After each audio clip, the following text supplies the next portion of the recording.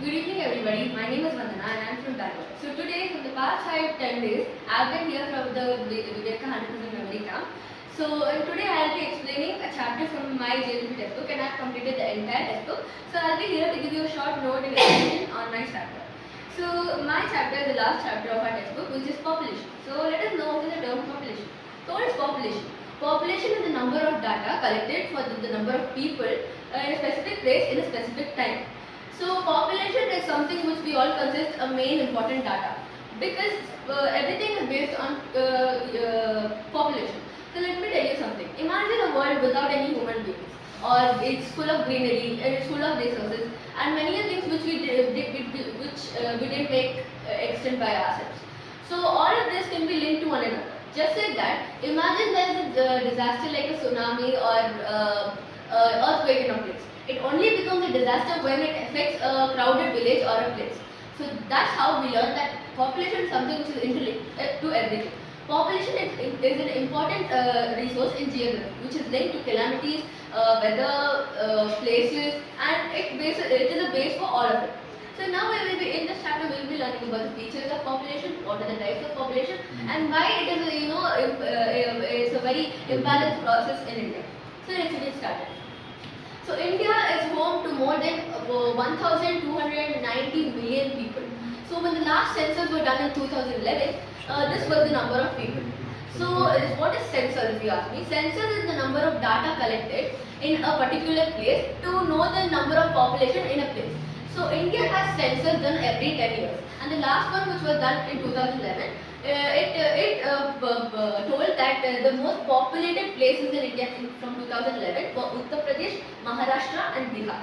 So till now they are the most populated places, and now we will be discussing about population density. So what is population density? Population density is distributed by from the people who migrate from place to place. So now we will be learning about what are the population changes and why it affects places. Population change is nothing but the number of people going from one place to another, which makes an imbalance difference between places to places. So in this topic, we will be learning about three things why it happens. So the first one is birth rates, the next one is the death rate, and the next one is migration. So the first one, birth rates. Birth rate is the most effective and important topic when it comes to population change, because the number of birth rates is more than the number of death rates in India. So the number of birth rates recently is calculated by 1,000 people in a year, per 1,000 people in a year. So the same way we have the number of deaths. So the number of deaths in India is very less compared to the number of people getting birth. So the death is not confirmed easily, or it is not much of a number calculated here. So it just helps us to get us clarified with the number of population. So next, the most important topic subpoint is migration. So what is migration?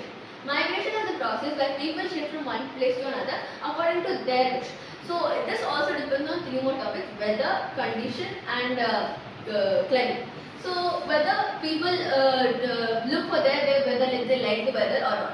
The second one is land. If they like the land or they like living in that place, they also choose that. Next is climate. Climate is one of the most important things. Many people might have not been suited for that, might have been suited for that. So they themselves selected by that. Next, in migration we have two types, which is emigration and immigration. So what is emigration? Emigration is the process of people exiting from a particular place. And again in emigration we have two types, which is international and internal. Internal immigration is the people who move from place to place in one country. And international migration in immigration is the people who exit from a country internationally and roam around the world. So now we learn about immigrants. What are immigrants or immigration? Immigration is the process of people coming to a place. So in this also we have two types, which are internal and international. So internal is the process where people shift from one place to another inside a border of a country. And the next one is international. International is the process where people shift from one place to another internationally around the world. So these are few important points, and this also we have some points for immigrants and emigrants. Immigrants are referred to the people who go away from the country or shift to another place. Emigrants are the people who come to the country in a new way. So next we will be learning about adolescent population. So what are adolescents? Adolescents are also called teenagers. mostly 1/5 of India's population consists of adolescents, and they are the most important future, and they are the most important people for the future.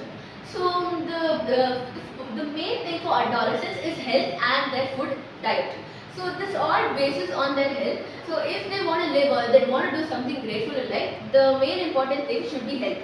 So India's diet is not that good, and half of India's girls have adolescent girls have anemia, and this is not much told by people, as maybe there are a lot of societal problems which people might judge them, or they may give them away, or minorities are maybe judged by the majority people. So these are mostly hidden things, but people are not much of brave enough to share it with anyone. So this is all a problem which comes from the diet of India. Let me tell you something honest. The Indian diet is not that much good, and it does not provide efficient nutrition for the adolescents. And adolescents, they are the most important considered people among the normal children and the adults.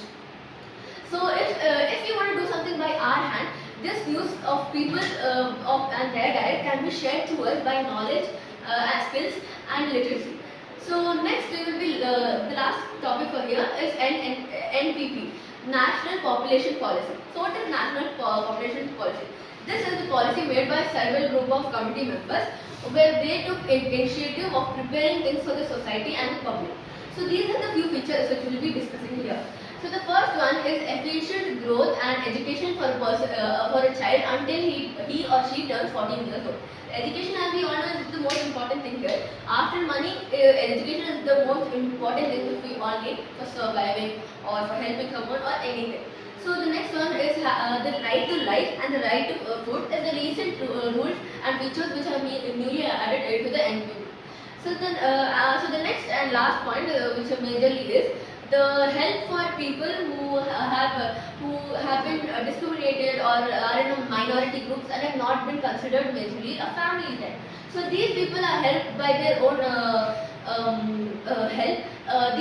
The national population policy has helped personally through all of these people to get together, help them for their life, and also provide them a lot of things in their life to support themselves. So these are the futures and the things we learned in this chapter population. And with this, telling this, I'd like to end my explanation. Thank you so much.